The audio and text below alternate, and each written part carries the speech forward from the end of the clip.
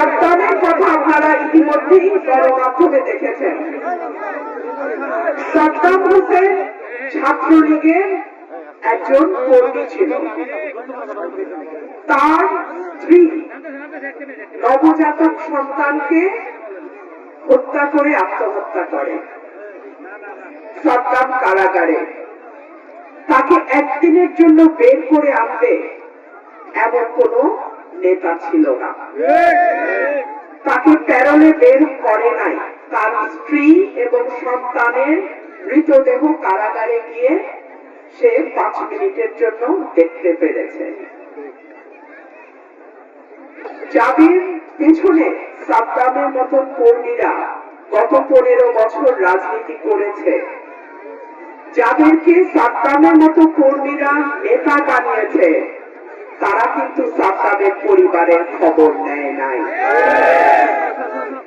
সাদ্দাম হয়তো ছাত্রলীগ করত, কিন্তু ছাত্র দলেও তো এমন কর্মী ছিল 15 বছর। যেই নেতা কর্মীর পরিবারের খবর রাখে না, যেই নেতাকে নেতা বানাইতে গিয়ে কর্মীর দিন শেষে কারাগারে জায়গা হয়, যেই নেতাকে নেতা বানাইতে গিয়ে কর্মীর স্ত্রী সন্তানকে বিষ খেয়ে মরতে হয়, আপনারা কি সেই রকম নেতা চান? গত 15 বছর কুতুব, বড় বড় কুতুব বিএনপি মোবাইল টেলিফোন বন্ধ, নম্বর বিদেশি, কর্মীরা সেই নম্বর জানে না। ঠিক কি ঠিক না? কাকে পাইছিলেন তখন?